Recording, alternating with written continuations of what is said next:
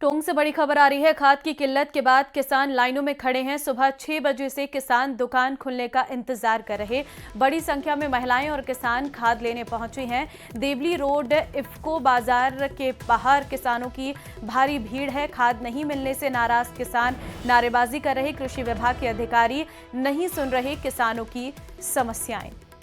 तो आप तस्वीरें भी देख सकते हैं। सुबह 6 बजे से किसान दुकान खोलने का इंतजार कर रहे हैं।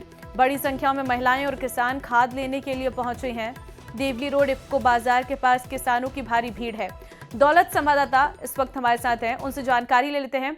दौलत, अभी का अपडेट क्या है? क्या दुकान खुल पाई है? नहीं, अभी भी दुकान नहीं खुल पाई है। दरअसल मैं आपको बता दूं, टोंक में खाद की किल्लत को लेकर के लगातार मारामारी है वो बनी हुई है। यहाँ देवली रोड पे इफ्को बाजार का जो इफ्को कंपनी की जो शोरूम है, वहाँ सुबह से ही किसान है वो देर रात से ही लाइन लगा करके बैठे हैं, लेकिन अभी तक दुकान नहीं खुली है। वजह यह है कि नैनो यूरिया जो टैगिंग करके साथ में दिया जा रहा है, किसान उसका लगातार विरोध कर रहे हैं।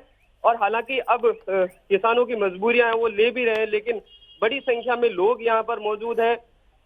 ऐसे में फिलहाल दुकान भी नहीं खुली है। कृषि विभाग के अधिकारियों को जानकारी दी गई है, वो कुछ देर में आने की बात कर रहे हैं, लेकिन किसानों को खाद मिलेगा या नहीं मिलेगा ये भी अभी अंदेशा ही बना हुआ है।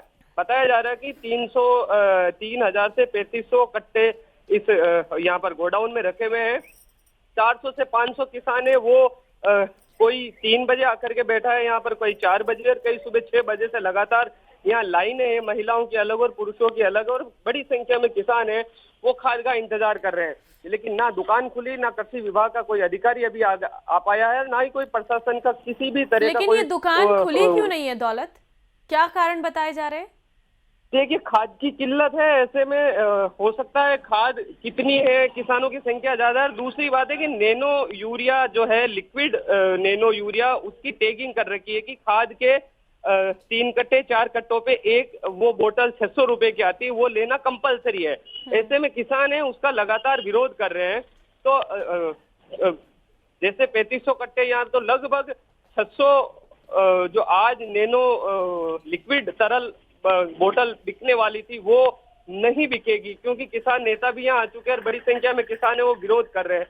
तो ऐसे में खाद नहीं बेच रहा जो इफ्को बाजार है, जो वो उचित समझ रहा। हालांकि कृषि विभाग लगातार इसका मना भी करने की नहीं दिया जाएगा। कलेक्टर की ओर से आदेश भी हो चुके हैं कि तरल यूरिया है वो आपको खाद के साथ में कोई देना अनिवार्य नहीं है। किसान की इच्छा है वो ले, इस किसान की इच्छा नहीं ले। लेकिन ये मोनोपोली इफ्को की बिल्कुल, और कहीं ना कहीं ये किसानों के लिए जो फायदा है वो नुकसान नजर आ रहा है। बहुत धन्यवाद आपका दौलत, तमाम जानकारी देने के लिए।